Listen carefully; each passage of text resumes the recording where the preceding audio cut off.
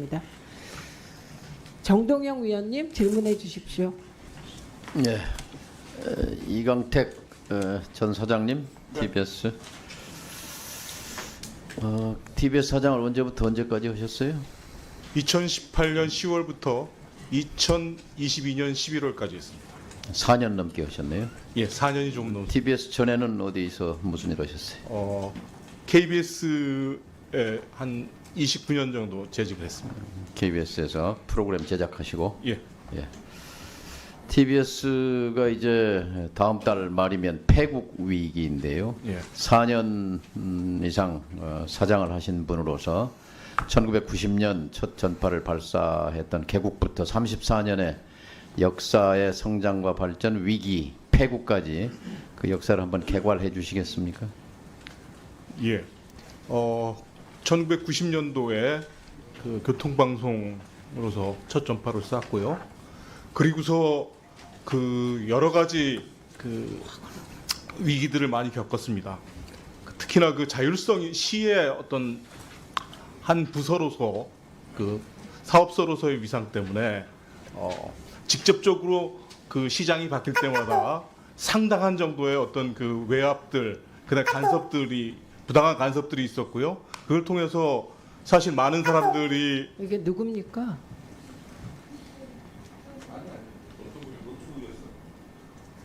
예, 뭐 부분적으로 쫓겨나기도 하거니와 그다음에 프로그램들도 상당히 많은 그 손상들이 있고 이런 그 악순환들이 계속이 됐었습니다.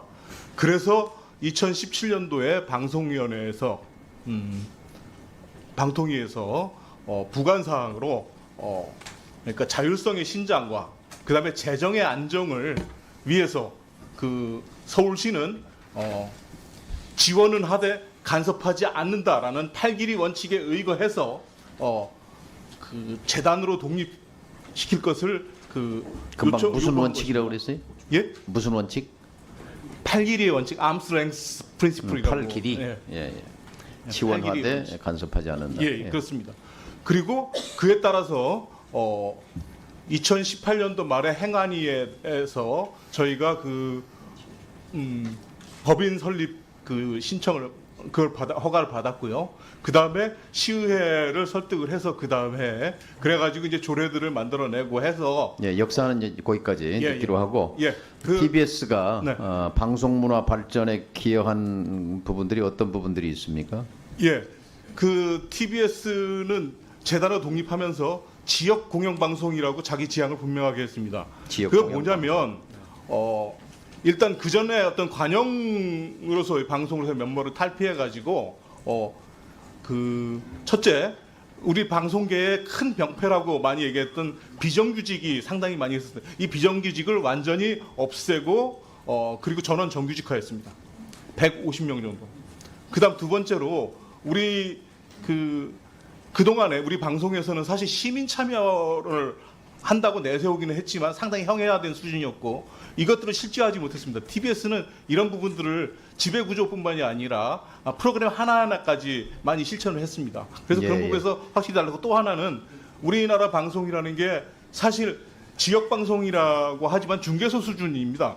그러는데 이 지역 로컬 콘텐츠들을 갖다가 TBS는 하나하나 만들어가는 이런 모범들을 보였고 이런 꿈을 가지고 그 새로운 방송을 만들어 보자라는 그런 기치 아래 전 그 직원들이 분명히 하나하나 그 발자국을 맞춰서 전진해 왔다 이렇게 생각합니다. 예, 그런 시민의 사랑을 받던 방송이 87년 민주화 이후 아마 공영방송으로 등장했던 방송 중에 최초로 폐국 문을 닫는 예. 그런 비극 앞에 서 있습니다. 특히 지금 많을 때는 360명 되던 그 직원들이 지금 240명 남아 계신데 사장을 했던 분으로서 사실 일자리는 최고의 인권입니다.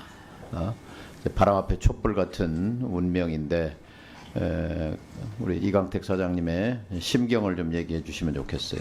예, 한마디로 애석하고 안타깝습니다. 직원들과 함께 360명이 함께 꾸었던 꿈이 있습니다. 그 360명은 사실 말씀드렸지만 비정규직이었다가 정규직화된 사람들, 그 다음에 다른 방송사에서 저희들의 기치를 보고서 함께 합류하고자 했던 사람들, 그리고 기존에 어떤 신분의 안정이라든지 좀 더 전문성 있는 방송을 위해서 그 재단법인화를 연망했던 직원들이었습니다. 이 직원들이 함께 뭉쳐서 추구했던 꿈이 있었습니다. 그런데 이런 것들이 그 이후에 예측하지 못했던 어떤 정치적인 지형의 변화, 급변과 그 다음에 또 정략적인 어떤 그 공세, 이런 것들에 의해서 사실상 그 편파 방송의 어떤 이미지 메이킹 속에서 결국은 그 태국의 위기까지 몰리게 되는 그 끝없는 협박 속에서 이렇게 온 것에 대고, 그리고 벼랑 끝에 몰리게 된 것에 대해서 정말 애석하기 짝이 없습니다. 솔직히 개인적으로는 정말 많이 원통하고 분하기도 합니다.